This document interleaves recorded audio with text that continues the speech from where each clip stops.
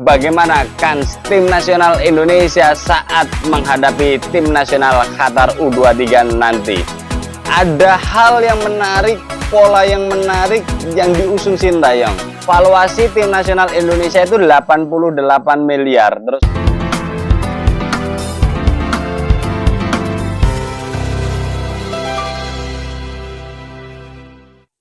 lebih dari 10 hari tim nasional Indonesia U23 mempersiapkan diri, melakukan training center dan melakukan 2 laga uji coba penting.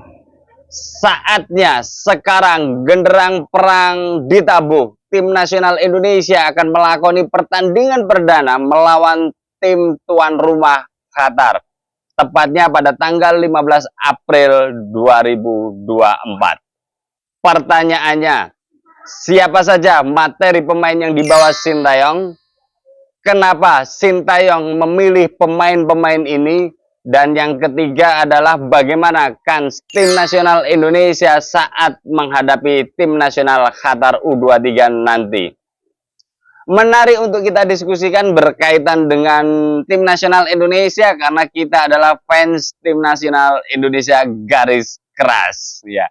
Kita mulai dari pertanyaan pertama. Siapa saja materi yang dibawa Sintayong?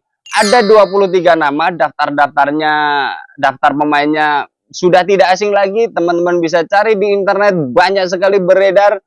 Dan saya akan memberikan sesuatu yang menarik, data yang menarik, di mana ada 12 pemain yang dibawa Sintayong adalah alumni atau pemain yang bermain di SEA Games Kamboja mendapatkan emas kemarin. Ini adalah satu poin yang nanti akan kita bahas. Kemudian ada 10 pemain yang dibawa Sintayong saat tim nasional Indonesia berlaga di Piala Asia Qatar Senior kemarin. Ada hal lagi. Persija menyumbang 5 pemain, Borneo menyumbang 4 pemain. 4 pemain maksud saya. Dan satu lagi ada 5 pemain abroad yang dipanggil Sintayong. Selebihnya pemain-pemain yang siap mendukung. Dari Persebaya ada, PSIS ada, dan lain-lain ada. Saya hanya ingin katakan gini. Sebenarnya melihat materi pemain yang dibawa Sintayong, tim ini sudah melakukan persiapan dalam jangka waktu yang lama. Kenapa? Ya kita lihat aja. Persiapan SEA Games itu butuh berapa lama kemarin. Terus kemudian dalam SEA Games sendiri, itu sudah melakukan berapa pertandingan. Artinya tim ini sudah melakukan banyak uji coba. Secara tidak langsung. Terus kemudian ketika dibawa Piala Asia, tim ini melakoni training center juga, terus kemudian melakoni beberapa uji coba dan bermain 4 pertandingan penting saat Piala Asia. Ini juga fakta menarik. Nah, pemilihan pemain Persija sampai 5 orang ini juga bukan kebetulan. Terus kemudian 4 pemain dari Borneo juga. Artinya saya ingin katakan adalah chemistry permainan tim nasional U23 harusnya tidak usah diragukan. Pasti dapat. Permainannya, aliran bolanya pasti dapat. Kenapa saya katakan itu? Ini tim sudah dibentuk lama, kerangkanya sudah ada gitu. Dan ini yang menjadi tidak khawatir bagi Sintayong saat Sintayong hanya memutuskan kita hanya butuh sekitar 10 hari untuk melakukan training center. Karena sebenarnya mereka sudah sering bertemu. Taruhlah kalau kita melihat di lini belakang, satu contoh. Ketika Ferrari dan Rizky Ridho, ini hampir tiap hari berlatih bersama. Hampir tiap weekend bermain bersama di Liga 1. Ini kan chemistry-nya pasti akan terjadi. Terus kemudian kalau kita lihat ada pemain Borneo ya, Komang Teguh sama Fatur Rahman, Fajar Fatur Rahman. Nah ini kan ya sama kayak yang Rizky Ridho sama apa namanya, Ferrari. Artinya tiap hari berlatih bareng selama di klub dan tiap weekend bermain bareng. Secara stamina juga mereka mendapatkan menit bermain yang sangat banyak. Jadi ada hal yang menarik, pola yang menarik yang diusung Sintayong. Artinya Sintayong membuat koloni-koloni kecil, ya, kelompok-kelompok kecil yang kemudian satu sama lain bisa dirangkai seperti puzzle. Jadi tidak, misalkan gini, sebaran itu ada 18 klub Liga 1, diambil 22-22 semuanya. Itu pasti chemistry-nya akan susah kalau hanya waktu 10 hari. Tapi ketika kita bisa melihat 12 alumni SEA Games, 10 alumni Piala Asia, terus kemudian 5 pemain Persija, 4 pemain Borneo, dan 5 pemain abroad yang ya saya pikir chemistry-nya sudah dapat. Ya. Nah, chemistry, aliran bola, pemahaman pemain satu sama lain kita akan saksikan nanti. Harapan kita adalah lebih baik dan lebih tenang dalam menguasai bola, menguasai keadaan karena mereka sudah memahami satu sama lain. Itu kenapa Sintayong mengambil pemain-pemain ini. 23 pemain yang dipanggil secara individu punya kualitas, tapi sebenarnya ada pola. Kenapa? Karena Sintayong mengambil koloni-koloni sehingga nanti mempermudah Sintayong dalam menerapkan strateginya. Kemudian pertanyaan ketiga, bagaimana kans tim nasional Indonesia dalam pertandingan melawan Qatar nanti? Ya, pada video sebelumnya sudah saya singgung, tapi secara general ya, saya menggunakan beberapa hal parameter karena memang tim U23 ini kan tidak banyak sumber data yang bisa digali. Jadi antar negara pun bisa jadi masih buta satu sama lain. Tapi saya menghadirkan fakta menarik dari sisi valuasi. Valuasi tim nasional Indonesia itu 88 miliar. Terus kemudian ini data dari Transfermarkt. Terus kemudian tim nasional Qatar U23 itu 46 miliar. Artinya secara harga tim nasional Indonesia hampir 2 kali lipat lebih mahal. Lebih mahal. Di sini bisa memperlihatkan bagaimana kualitas tim itu. Kalau 2 kali lipat lebih mahal, harusnya tim nasional Indonesia secara individu dan secara tim, ditambah tadi ya chemistry sudah dibangun sekian lama, harusnya bisa lebih unggul. Kelemahan tim nasional Indonesia hanya satu kalau saya melihat, yaitu buntunya para striker. Tapi kan dalam 11 pemain, Sintayong menggunakan gaya yang tidak harus striker yang menciptakan gol. Yang penting semuanya berperan dan ada momentum, ya siapa saja bisa mencetak gol.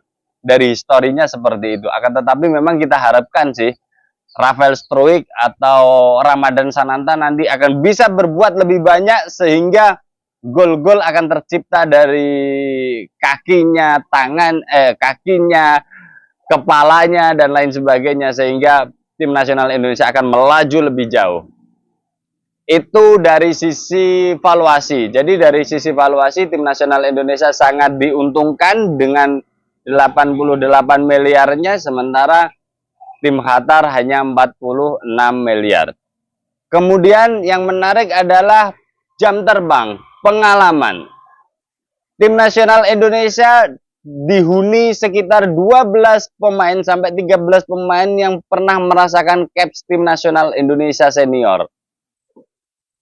Ya, 13 pemain tim nasional Indonesia U23 ini merasakan dan jadi langganan tim nasional Indonesia senior.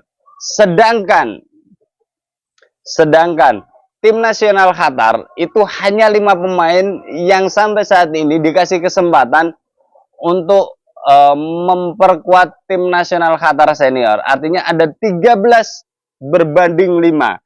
Secara head to head, secara kuantiti, sebenarnya timnas Indonesia juga harusnya jauh lebih punya mental. Karena sudah pernah mengikuti laga-laga timnas senior dan sebanyak 13 pemain. Kalau satu tim itu hanya 11 pemain, artinya Bisa saja Sintayong akan memilih pemain-pemain yang sudah punya jam terbang tinggi bersama tim nasional senior. Itu hal yang kedua, ya. Hal yang ketiga, ada 5 pemain abroad tim nasional Indonesia. Sementara tim nasional Qatar hanya punya 3. Itu pun kasta keempat. Kalarova kayaknya.